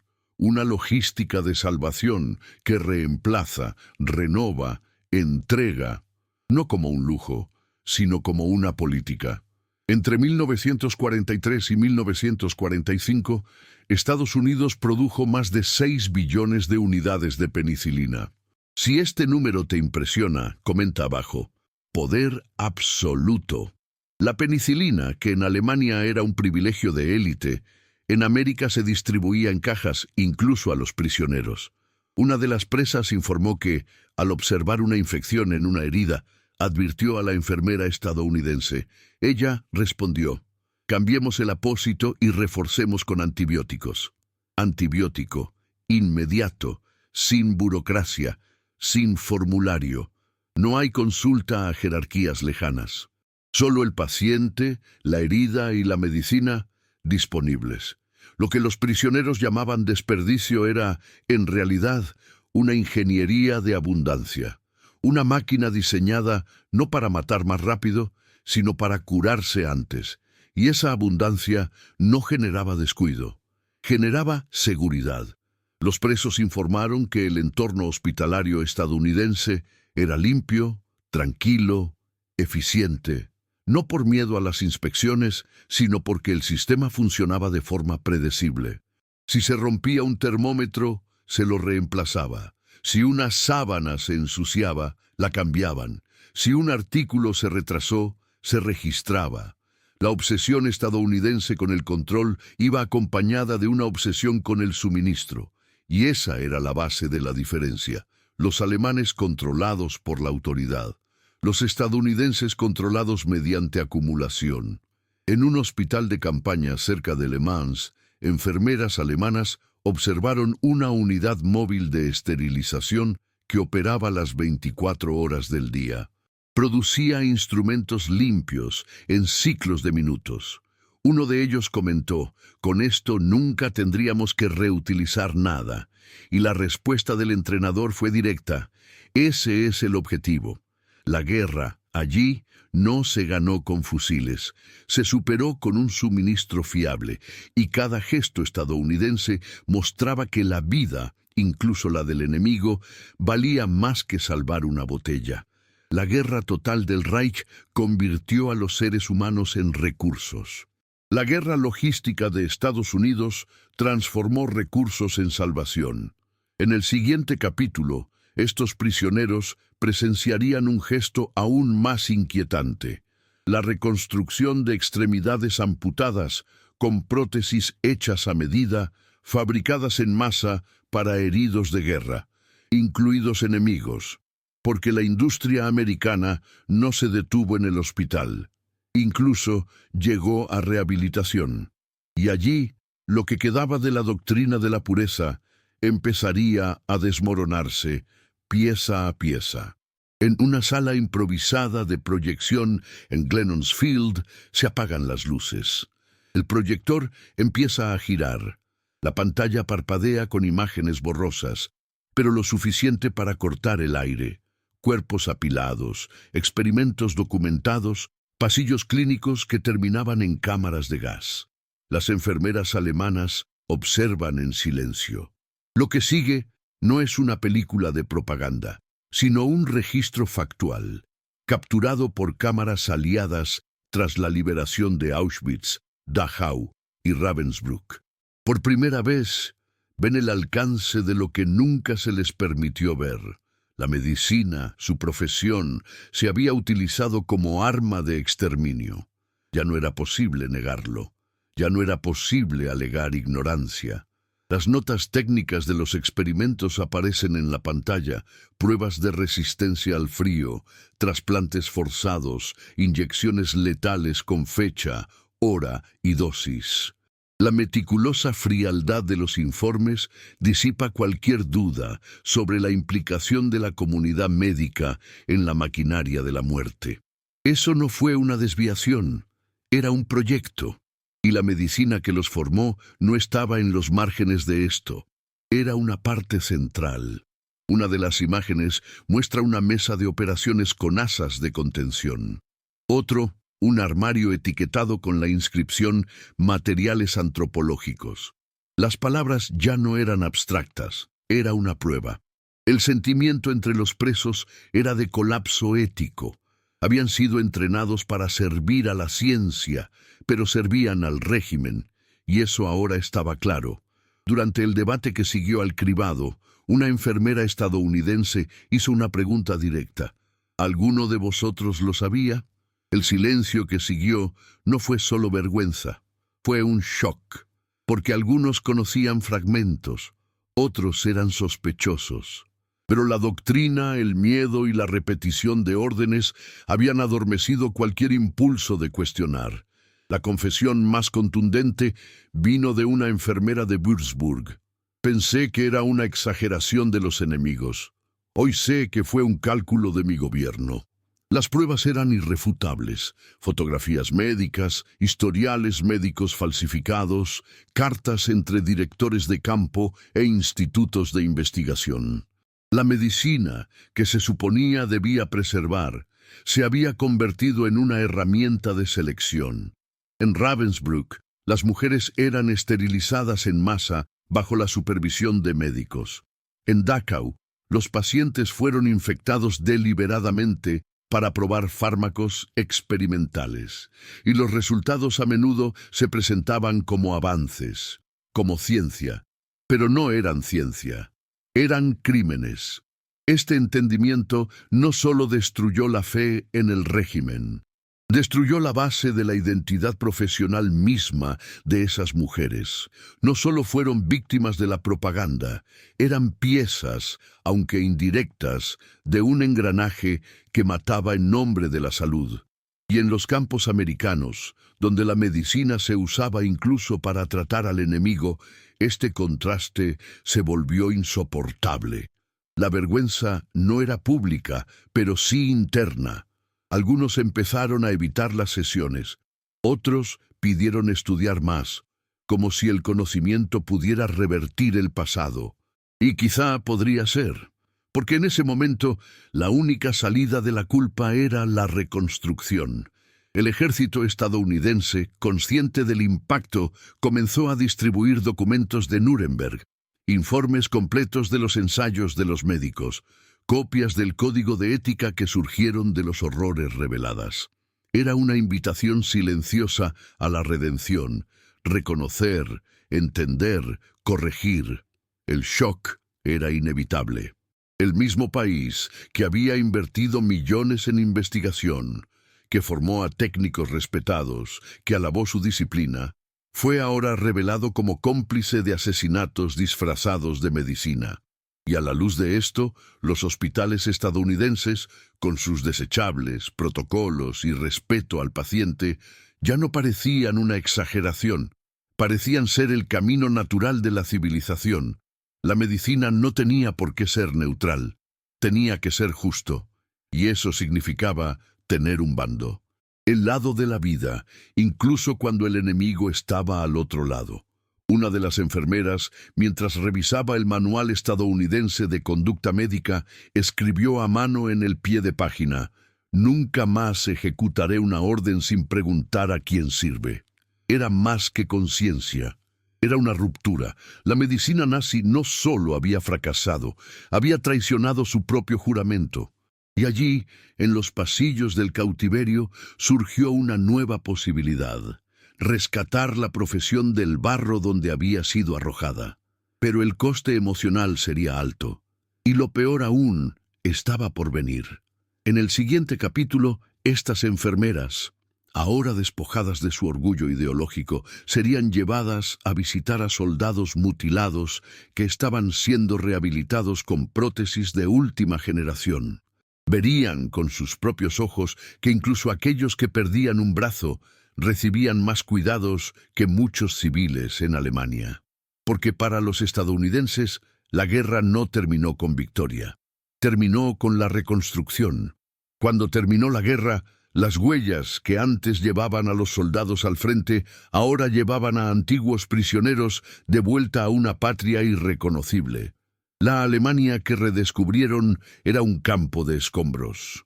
Ciudades enteras colapsadas, hospitales improvisados en iglesias destruidas, heridos sin morfina, niños huérfanos sin nombre.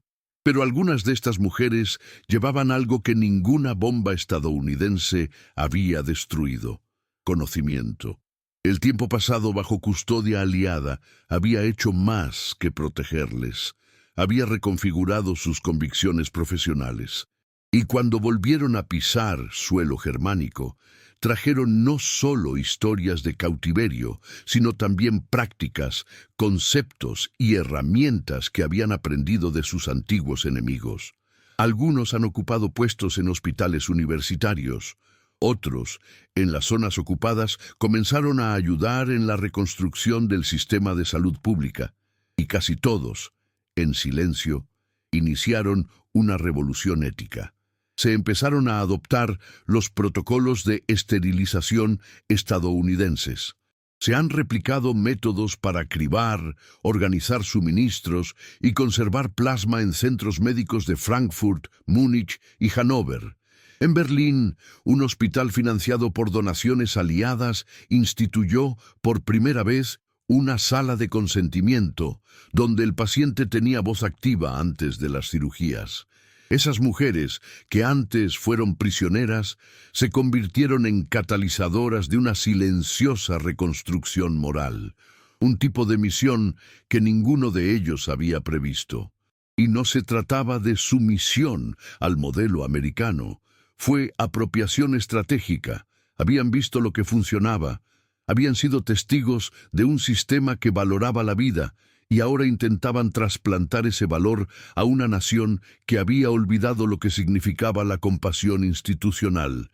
En las escuelas técnicas enseñaban que una jeringuilla esterilizada ahorra más que un pedido cumplido, que un historial médico bien redactado puede marcar la diferencia entre error y solución, y que, a veces, la mejor decisión médica no proviene de la autoridad, sino del diálogo.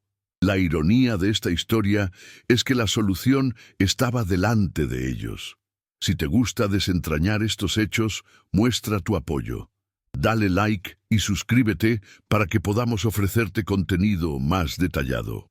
En Stuttgart, una exenfermera de la DRK abrió una escuela de enfermería basada en el modelo que había visto en Fort McClellan. Incluía clases de ética, formación con equipos modernos, simulaciones de atención de emergencia y, sobre todo, el fomento del pensamiento clínico. Decía, lo que aprendamos en la guerra debe servir para prevenir la siguiente. Las nuevas generaciones, formadas en este espíritu, transformaron el panorama hospitalario alemán de los años 50. El paciente ha vuelto a ser central, cuidado, estandarizado, el error estudiado, la medicina, por fin, rehumanizada. Y eso empezó con un simple gesto: escuchar. Las enfermeras repatriadas insistían en reuniones clínicas, retroalimentación constante y revisión de conductas. Introdujeron la cultura de la notificación de errores como una herramienta de aprendizaje, no como un castigo. Salvó vidas. En el este de Alemania, bajo el dominio soviético, el contraste era marcado. Allí, el modelo jerárquico permaneció. La medicina continuó siendo un instrumento del Estado. Pero en Occidente, influenciada por estas mujeres silenciosas, la enfermería se convirtió en la protagonista de una nueva etapa, una fase en la que la técnica y la empatía ya no son opuestos. Y cada ampolla, cada vendaje, cada protocolo implementado era un recordatorio. La medicina puede reconstruirse, pero necesita fundamentos morales. Entre 1946 y 1952, al menos 37 instituciones médicas alemanas sufrieron reformas inspiradas en modelos aliados.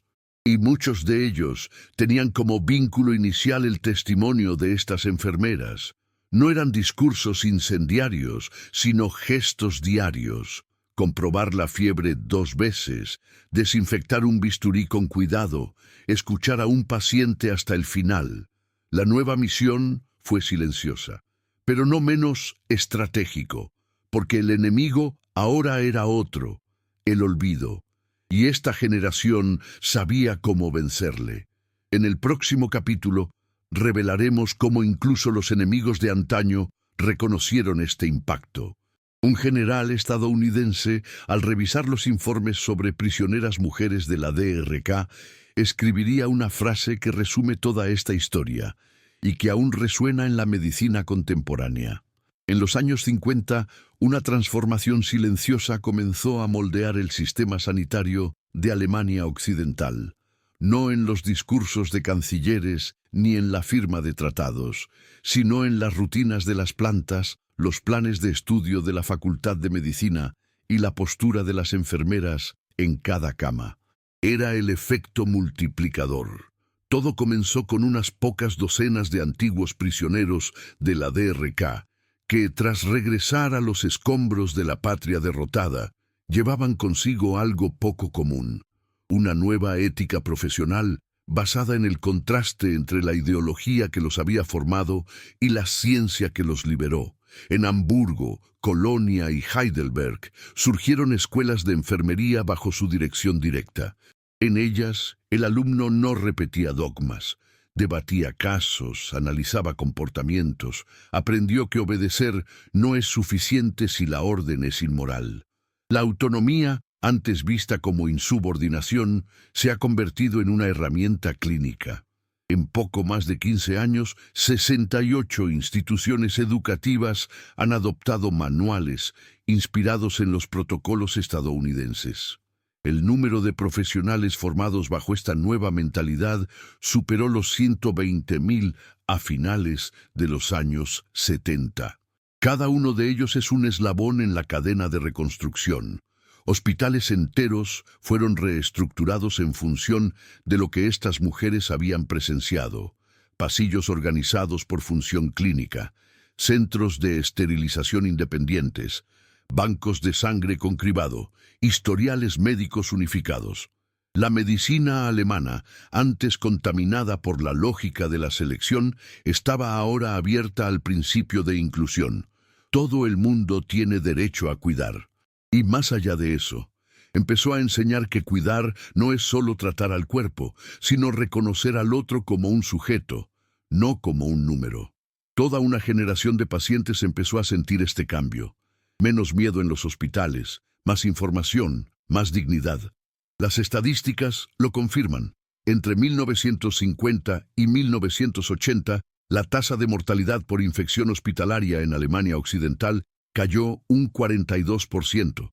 El índice de satisfacción del paciente, medido en encuestas gubernamentales, subió del 38% al 79%.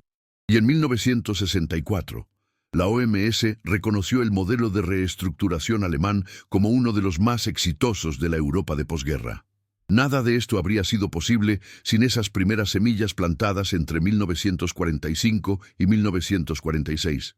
Cuando, aún vistas con recelo, estas antiguas enfermeras introdujeron palabras como derecho del paciente, consentimiento informado y límite ético de la intervención médica, términos que parecían extraños, pero que pronto se volverían indispensables. En 1959, se inauguró en Frankfurt el primer hospital civil completamente gestionado por un equipo multidisciplinar, con directrices de conducta inspiradas en manuales militares estadounidenses. Una de las fundadoras fue una antigua prisionera del campo Swift, que en sus palabras iniciales afirmó: «No solo volvemos de la guerra, volvemos de la ceguera». La frase fue reproducida en periódicos. En 1972, una de las escuelas fundadas por estas mujeres introdujo un curso obligatorio llamado Historia de la Ética Médica en el siglo XX.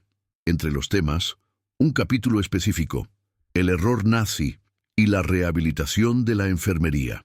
Era el reconocimiento institucional de que la profesión había sido utilizada, pero también podía curarse. La mayor victoria estadounidense, por tanto, no fue solo en el campo de batalla. Estaba en esos pasillos, en estos protocolos, en esta forma de pensar la medicina. La capacidad de sanar con estructura y conciencia se extendió a través de capas que ni siquiera los estrategas aliados habían previsto. Y lo más simbólico, esta influencia no requirió imposición militar ni adoctrinamiento forzado. Se transmitía por experiencia directa, por choque moral, por inevitable comparación. Lo que Estados Unidos construyó sobre esos prisioneros no fue obediencia, fue comprensión.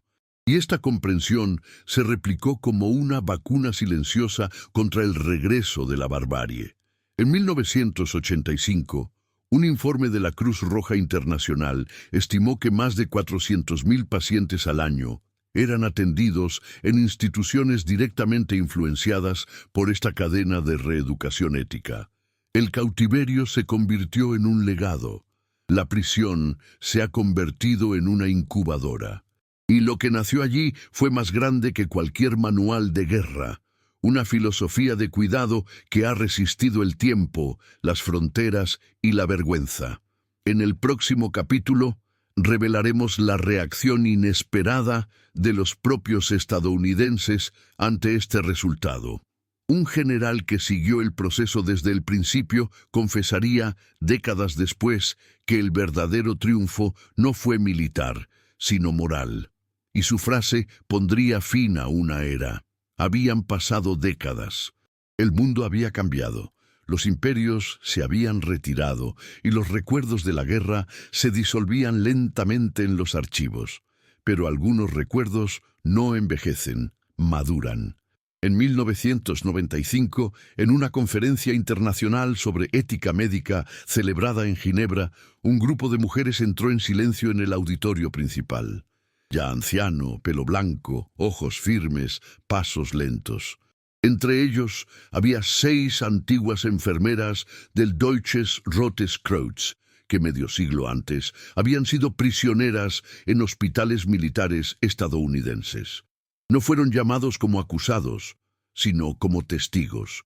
No como supervivientes, sino como aliados de la reconstrucción.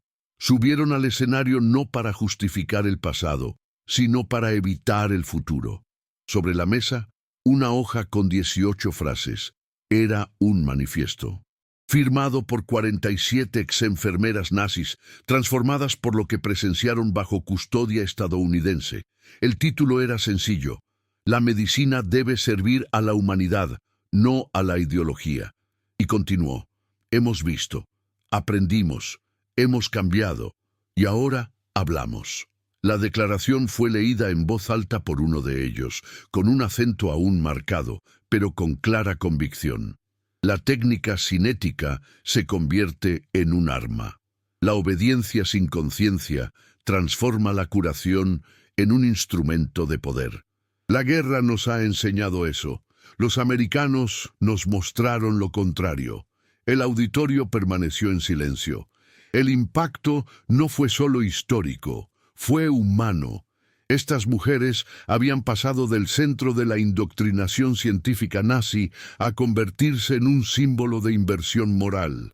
Sus informes fueron recopilados y se convirtieron en material de estudio en universidades médicas de Alemania, Suiza y Estados Unidos.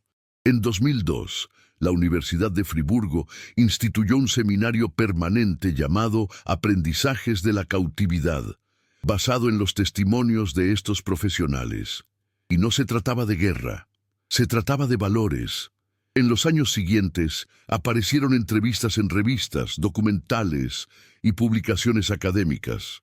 En uno, una exenfermera relató el momento exacto en que vio a un colega afroamericano esterilizando equipos quirúrgicos con precisión, explicando los procedimientos con claridad, mientras los médicos la escuchaban en silencio. Ahí cayó la mentira de la inferioridad, escribió. Otro comunicado publicado en el Journal of Medical History decía: el campo de batalla no fue donde perdimos la guerra. Fue entonces cuando vimos que sanaban más y mejor, que salvó incluso a quienes los odiaban. Los informes formaron un nuevo frente, el de la memoria. Afirmaban que lo que experimentaron durante su cautiverio fue más transformador que cualquier doctrina recibida en casa, más definitivo que cualquier discurso de Goebbels, más pedagógico que todos los años de enfermería bajo el Reich, porque por primera vez vieron lo que significaba la medicina en su esencia: tratar sin preguntar el nombre, aliviar sin exigir fidelidad, sanar sin esperar gratitud. Para muchos esto resultaba desconcertante. Para todos ellos fue definitivo. En 2006, a los 83 años, uno de ellos escribió: si hubiera aprendido de ellos antes, quizá habría salvado más vidas, pero al menos puedo decir, aprendí. Estados Unidos, que había ganado con tanques, también había ganado con jeringuillas, con plasma, con escuchar, con estructura, pero sobre todo con principios. Los libros de historia suelen contar batallas ganadas por generales. Pocos hablan de las guerras ganadas por enfermeras, y aún menos de aquellos que fueron derrotados en el corazón de los que fueron derrotados. En el siguiente capítulo, la historia concluye con el reconocimiento de esta victoria silenciosa por parte de quienes la lideraron, revelando la frase escrita por un general estadounidense que resume, en una línea, todo lo que estas mujeres vieron, vivieron y se convirtieron en ello. Entre el estruendo metálico de las fábricas de municiones, los motores de los barcos hospital cruzando el Atlántico y las interminables columnas de suministros descargando en las playas de Normandía, había algo que no hacía ruido, y por eso se subestimaba: la decisión moral. La elección silenciosa, repetida miles de veces al día por miles de profesionales sanitarios estadounidenses, de tratar sin distinción, ofrecer morfina a quienes llevaran esvásticas, para proteger la vida de quienes juraron lealtad hasta la muerte, para corregir, con firmeza y cuidado, las manos que antes señalaban la exclusión. La lección más profunda de esta historia no se mide en toneladas de plasma, ni en millas de ferrocarriles médicos, ni siquiera en estadísticas de supervivencia. Se mide en la erosión continua de una ideología, provocada no por la fuerza, sino por la compasión. Lo que presenciaron las enfermeras alemanas fue la imposibilidad de mantener el odio ante la generosidad metódica. La destrucción de la doctrina no llegó a través de la retórica, se hizo a través de la práctica clínica. Cada vez que se les daba una hoja limpia, un antibiótico nuevo, una explicación detallada de un procedimiento, la narrativa nazi se volvía menos creíble. Cada gesto ético, repetido con disciplina industrial, hizo que la propaganda quedara obsoleta.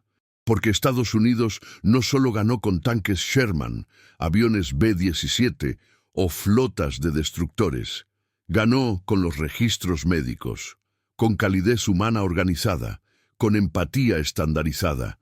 Los manuales militares no previeron esto, pero la historia ahora registra.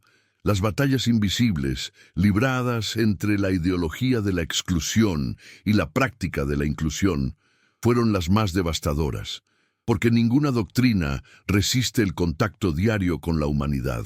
La estructura logística estadounidense sí sostenía una máquina de guerra, pero también un imperio de principios. Un sistema en el que incluso los derrotados eran tratados con dignidad. Un lugar donde la jerarquía dio paso al debate y la obediencia ciega dio paso a la responsabilidad ética. La fuerza de esto no estaba en el acero, sino en el gesto, en la repetición inquebrantable de la decisión de salvar. La ironía histórica es cristalina. Mientras el Reich invirtió en ingeniería para destruir, Estados Unidos invirtió en ingeniería para preservar. Y eso es lo que los hacía invencibles. El enemigo esperaba violencia, recibió anestesia, esperaba castigo. Recibió una lente correctiva, esperaba humillación, recibió un silencio respetuoso. No había una respuesta ideológica para eso, porque eso no era ideología. Fue una elección institucionalizada, repetido a gran escala, estandarizado por manuales, apoyado por trenes, impartido por enfermeras negras a prisioneros arios. La medicina estadounidense durante la guerra fue más que técnica. Era una declaración moral, una afirmación de valores transformada en infraestructura. La victoria que surge de esta historia no es de dominio, sino de ejemplo. Y como cualquier verdadera lección histórica, no termina en el pasado, se proyecta en el presente. La pregunta que flota ya no es quién ganó la guerra, sino sobre cómo construir una civilización. En el siguiente y último capítulo, la conclusión de esta trayectoria adquiere una voz definitiva. La frase escrita por un general estadounidense, no en el campo de batalla, sino en un informe médico, que selló la más inesperada de las victorias de la Segunda Guerra Mundial. Cuando las 9 enfermeras emergieron por última vez de las sombras del hospital subterráneo de Cherburgo, ya no eran prisioneras de la doctrina nazi, eran testigos vivos no solo de la superioridad tecnológica, sino también moral. El Reich, que se había enorgullecido de su ciencia racial y su jerarquía absoluta, se desmoronó ante jeringuillas desechables, bancos de sangre refrigerados, autoclaves en serie y protocolos éticos que no distinguían entre aliado y enemigo. Cada gesto médico, cada tratamiento humanitario, cada procedimiento estandarizado, reveló que la victoria en la Segunda Guerra Mundial no dependía solo de tanques, artillería o aviones. Dependía de la logística aplicada a la vida. La lección universal que ha surgido de esta historia es clara e implacable. En la guerra, como en la construcción de cualquier sistema complejo, el volumen y la coherencia prevalecen únicamente sobre las tácticas. La capacidad de sostener vidas a escala industrial determina el resultado más que cualquier estrategia puntual. Y para quienes aún cuestionan la magnitud de esta lección, las palabras de un oficial alemán capturado resuenan con ironía y franqueza. Hemos sido derrotados por camiones, jeringuillas y compasión. Esto es la prueba de que la infraestructura humana y la aplicación ética de la ciencia pueden sacudir incluso los dogmas más arraigados. Si te sorprendió esta historia, dale like y apúntate para apoyar la investigación y la búsqueda de la verdad histórica. Comenta abajo cuáles fueron los datos más impactantes que descubriste y activa la campana para no perderte el siguiente hecho histórico devastador. No te vayas todavía, escucha la próxima historia real que aparecerá en pantalla. Recuerda siempre, la logística determina la estrategia. Mira el próximo video aquí en el canal con otra historia increíble y prepárate para presenciar otra revelación donde la ingeniosidad humana desafía todas las expectativas.